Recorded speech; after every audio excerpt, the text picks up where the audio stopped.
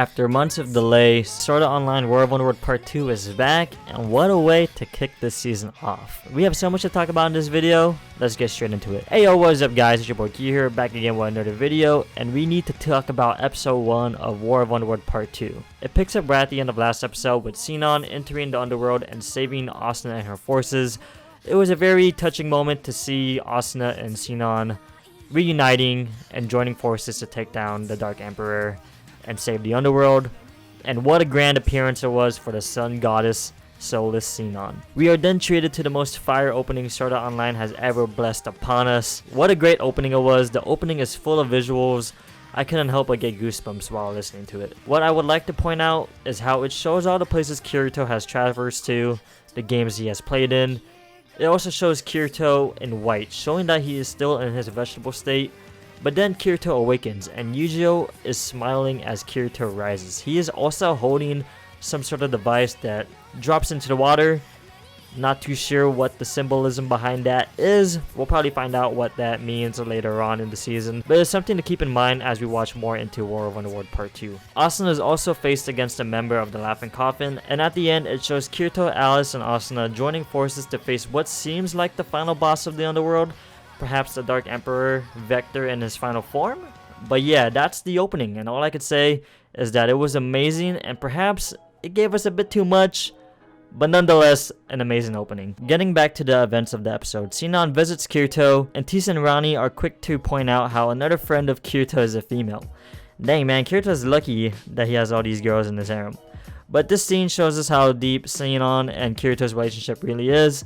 She knows she can't do much and can only hope Kirito will somehow snap out of this and will save them when they need him. She also gives him a smooch on the cheek, but I wonder if Asuna saw that. We then see Leafa's not so great entrance into the underworld. She meets Lilpilin, I think that's how you say his name. But she says some words that really resonate with him, like how even though he's a pig, the fact that they were both having a conversation and standing makes them human. He ties her up to take her to the Dark Emperor, but they're interrupted by DIL, who has other motives in mind.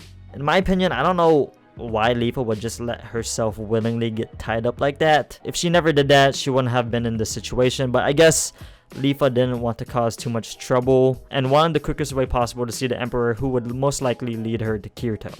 But DIL, man, what a lady she is. She showcases Leafa's assets and has Lilpilin watch as Leafa suffers. I kinda thought that this scene ran on a little too long, but I don't mind. I mean, I guess. But some people might take offense to that and think that that scene was unnecessary, and I can totally see what they mean when they say that. Lilpilin breaks through his system error and gives Leafa enough time to recover and defeat DIL. DIL pretty much got destroyed. I mean, she deserved that, and man, Leafa looked cool taking her down. We then fade back to Asuna. Enemy forces charge at her and her allies, and Asuna displays her abilities against them. Wow, the animation on that looked pretty good, not gonna lie. I wonder how that would have looked like if we did not have the delay. Having a few more months to polish up the animation. It looks beautiful. I don't see any bad animation going on anywhere, and I think it was for the best that it got delayed. But we are shown a man in a hoodie,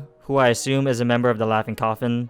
I forgot if there was any prior backstory to this. I probably should have rewatched some of the older seasons, but I think that's what we have laying ahead for Asuna. A battle against a member of the Laughing Coffin. Again, I'm not too sure who specifically she might be meeting from the Laughing Coffin, but I'm 100% sure it's a Laughing Coffin member. Broccoli is chasing down Vector and is able to get him on the ground, but right away you can tell that Broccoli is no match for him. Broccoli is running around using his attacks, but Vector just stands there smirking at him as if what Broccoli is doing is pointless. Vector easily slices off Broccoli's arm, and to be honest, I feel like there is no hope for Broccoli. He is most likely going to die from this battle, but judging from the trailer, he won't be going down without a fight. Can't wait to see how Broccoli faces against him with one arm in the next episode or so. It's going to be an amazing finish for Broccoli's story. We are then shown Asuna again, about to be overrun by more enemy forces, but then someone enters the underworld and wipes them out. We are shown that it was Klein. I would have said something cooler for his introduction, but it's just Klein. No one cares. But yeah, that was episode 1. That was an amazing episode. What a way to start off War of Underworld Part 2. Sword Art Online. Wow. Like I said, having those extra months to fine-tune the animation, the anime, everything about it really shows in this first episode. And Kirito doesn't wake up. That's to be expected considering that it's just the first episode of this new season.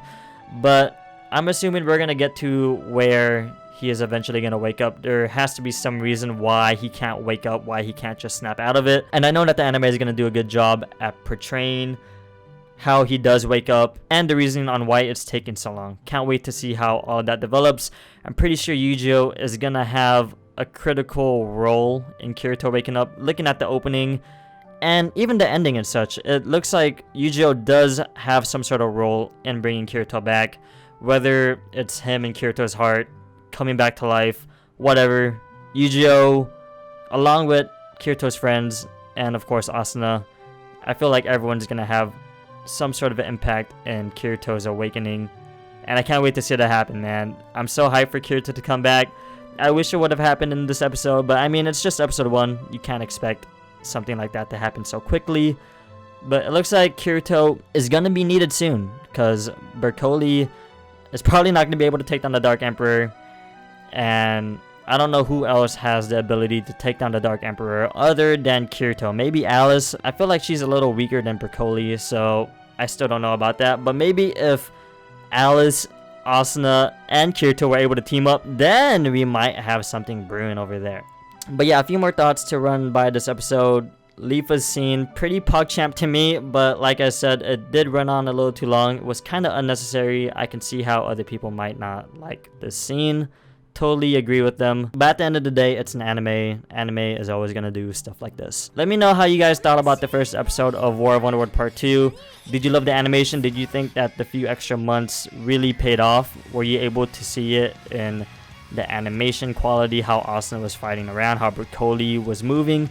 Did all of that show? Do you think it would have looked that great if it were to release last season? But yeah, guys, everything comes down to this. I'm super hyped to see how everything unfolds this season in Sword Art Online War of Underworld Part 2, and I'm glad that you guys are on this journey with me. Again, let me know your guys' thoughts in the comment section down below, and that'll be it for today's video. Leave a like if you guys enjoyed it, subscribe if you guys are new, hit that bell notification so you know when I upload a new video. Also, follow me on all of my social medias. They will all be in the description down below. And as you guys already know, it's been your boy Kyo, signing off, and peace.